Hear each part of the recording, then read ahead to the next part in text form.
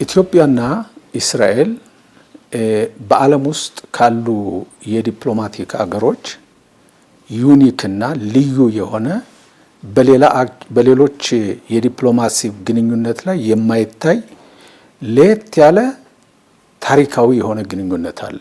የሀገራቱን ግንኙነት የመዘገቡ ሰነዶች ጊዜውን በሺህ ዓመታት ይለኩታል። ንጉሥ ሰለሞንና ንግሥት ሳባ በዲፕሎማሲው ጅማሮ ላይ አሻራ አላቸው። ኢትዮጵያና እስራኤል በንግድ፣ ኢንቨስትመንት፣ ግብርናና ሌሎች የልማት ዘርፎች ትብብራቸውን ለማሳደግ ጥረዋል፣ ፍሬም አግኝተዋል። በተለይም እንደ ፈረንጆቹ አቆጣጠር ከ1992 በኋላ የዲፕሎማሲ ግንኙነታቸውን በይፋ አድሰው የንግድና የኢኮኖሚ ትብብራቸውን ለማጠናከር ከፍተኛ ፍላጎት አሳይተዋል። በ1956 ይህ ዲፕሎማሲ ይህ ኤምባሲ ከተከፈተ አንስቶ ግንኙነቶች እየተጠናከሩ ሄደዋል።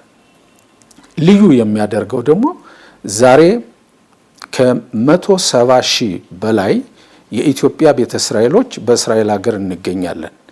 እነዚህ 170 ሺህ በላይ የምንሆነው የኢትዮጵያ ቤተ እስራኤሎች ትንሽቷን ኢትዮጵያ እስራኤል ውስጥ መስርተናል ማለት ይቻላል። ከቅርብ ዓመታት ወዲህ ደግሞ የኢትዮ እስራኤል ግንኙነት ወደ ላቀ ስትራቴጂካዊ አጋርነት አድጓል። ወደ 2011 ዓ.ም ተመልሰን እናስታውሳለን። ጠቅላይ ሚኒስትር ዶክተር አብይ አህመድ በእስራኤል ያደረጉት ይፋዊ ጉብኝት ነበራቸው።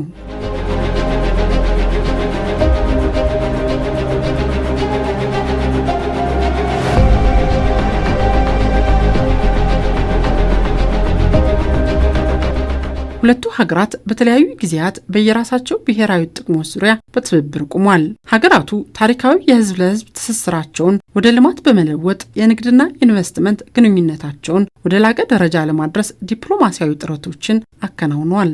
በንግድ በኩል ይሄርን እንደሆነ በንግድ ልውውጥ በኩል አሁን ያለው ተጨባጭ ሁኔታ እስራኤል ከኢትዮጵያ ከፍተኛ የሆነ ኢምፖርት ታደርጋለች፣ ታስገባለች ወደዚህ የኢትዮጵያን ምርት ማለት ነው። ለምሳሌ ቡናን በተመለከተ፣ ጤፍን በተመለከተ፣ ሰሊጥን እንዲሁም ሌሎች ጥራጥሬ የሆኑ ነገሮችን በሙሉ በብዛት እስራኤል ታስገባለች።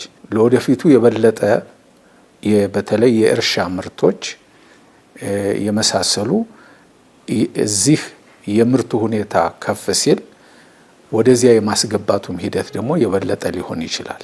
ሁለቱ ሀገራት ታሪካዊ የህዝብ ለህዝብ ትስስራቸውን ወደ ልማት በመለወጥ የንግድና ኢንቨስትመንት ግንኙነታቸውን ወደ ላቀ ደረጃ በማድረስ በኩልም ከፍተኛ ዲፕሎማሲያዊ ጥረቶችን የሚያደርጉ ናቸው።